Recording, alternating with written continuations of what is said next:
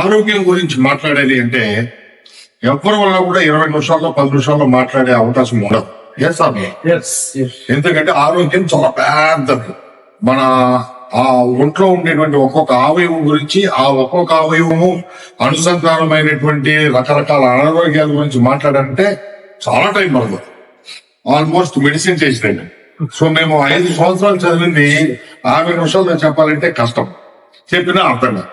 అందులో మీ అందరికీ అర్థమయ్యేటట్టు ఈ రోజు ఈ రూమ్ లో కూర్చున్న ప్రతి వ్యక్తి, ఆల్మోస్ట్ ఈ రూమ్ లో కూర్చున్న ప్రతి వ్యక్తి ఆరోగ్యంగా ఉన్నా అనారోగ్యంగా ఉన్నా ఎవరైనా సరే మనందరినీ కూడా పిశాచిలాగా పీడిస్తుంది, పీడించబోతుంది ఒకే ఒక అనారోగ్యం.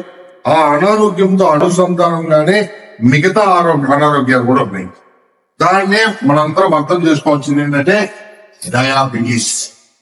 ఈ డయాబెటీస్ గురించి నేను మాట్లాడుతున్నప్పుడు ఆటోమేటిక్ గా మీకు మొత్తం సర్వరోగ నివారణ, మొత్తం ఒంట్లో అన్ని అవయవాలు మొత్తం సర్వం మీకు అర్థమైంది మీకు.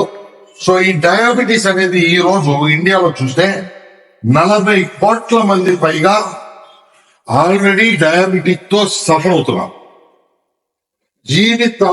వాళ్ళ జీవితకాలం అయ్యేంత వరకు ఆ డయాబెటీస్ ఉంటారన్నది.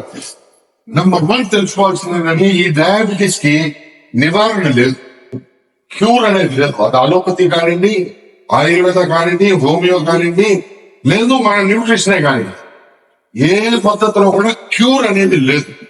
ఒకటి ఉంది ఏంటంటే క్యూర్ అనేది లేదు, మర్చిపోండి. నాకు తెలిసి ఎవరు చెప్పరు కూడా డయాబెటిక్ క్యూర్ అవుతుంది. ఒకటి ఉంది ఏంటంటే పాసిబిలిటీ మేనేజ్మెంట్. ఈ మేనేజ్మెంట్ ని కరెక్ట్ గా అర్థం చేసుకోవాలంటే అసలు ఈ డయాబెటిక్ అంటే ఏంటో అర్థం చేసుకోవాలి.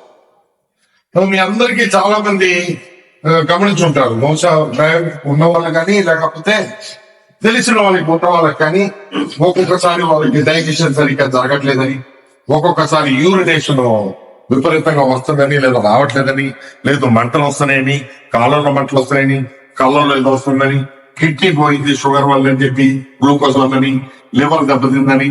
సో సంబంధం లేనటువంటి అన్ని అనారోగ్యాలు కూడా చిట్ట చివరిగా చూస్తే అది డయాబెటిక్ కి రిలేట్ అయ్యి ఉండేటట్టు మీరు వినే ఉంటారు. రైట్? వినకపోయినా ఇది నిజం. సో అదేంటి, ఎందువల్ల అనేది అర్థం చేసుకుంటే ఈ మేనేజ్మెంట్ చేసుకోవాలి అంటే, డయాబెటిక్ మేనేజ్మెంట్ చేసుకోవాలి అంటే డయాబెటిక్ అంటే ఏంటో ఫస్ట్ అర్థం చేసుకోవాలి.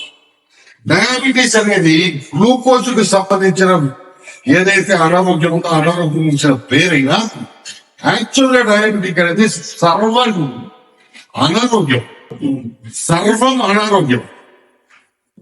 కేవలం ఒక గ్లూకోజే కాదు, సర్వం అనారోగ్యం. ఈ డయాబెటిక్ వచ్చిన వాళ్ళకి హార్ట్, కళ్ళు, లంగ్స్, కాళ్ళు, నరాలు, ఎక్కువగా నరాలు. డయాబెటిక్ వస్తే ఇమ్మీడియట్ గా ఎఫెక్ట్ అయ్యేది నరం. ఆ నరం ఎఫెక్ట్ అవుతాయి కాబట్టి మిగతా అవయవాలన్నీ కూడా ఏదో ఒక సమస్య వస్తా ఉంటుంది. ఎందుకంటే నరం లేని అవయవం లేదు. నరం లేకుండా ఏదైనా అవయవం ఉందా? లేదు, ఉండదు. ఈ బ్రెయిన్ ఏదైతే బ్రెయిన్ అంటామో మనము, ఈ బ్రెయిన్ లో 30,000 న్యూరాన్స్ ఉంటాయి. 30,000 న్యూరాన్స్ ఉంటాయి. అంటే ఒక సెకండ్ లో 30,000 సిగ్నల్స్ ఇచ్చే సామర్థ్యం ఉన్నది. ఇప్పుడు నేను మాట్లాడుతున్నాను, ఏం మాట్లాడుతానో తెలుస్తుంది, నా శబ్దం నాకు వినిపిస్తుంది, మీరందరూ నన్ను చూస్తున్నారు లేదు వినిపిస్తుంది, నాకు ఏదైనా నిలబడితే ఇట్లా అనుకోవడానికి వెంటనే సెన్సేషన్ వస్తుంది కదా. సో ఇవన్నీ సిగ్నల్స్. ఈ సిగ్నల్స్ అన్ని కూడా మన బ్రెయిన్ నుంచి ఈ 30,000 సిగ్నల్స్ లో వచ్చే సిగ్నల్స్. చెప్పుకోవడానికి కోరికే ఒక 5, 6, 10 చెప్పుకుంటున్నాం కానీ నిజంగా లెక్కేసుకుంటూ పోతే 30,000 కూడా చెప్పచ్చు. ఒకవేళ 30,000 కాకపోయినా వేలైతే ఖచ్చితంగా చెప్పవచ్చు. అర్థమైందా? అంత క్రిటికల్ అనమాట, అంత క్రిటికల్. సో ఈ డయాబెటిక్ బేసిక్ గా వచ్చేది టైప్ 1, టైప్ 2 అంటారు. టైప్ 1, టైప్ 2 అంటారు. ఎవరైనా ఈ టైప్ 1, టైప్ 2 కి డిఫరెన్స్ ఏమీ లేదు.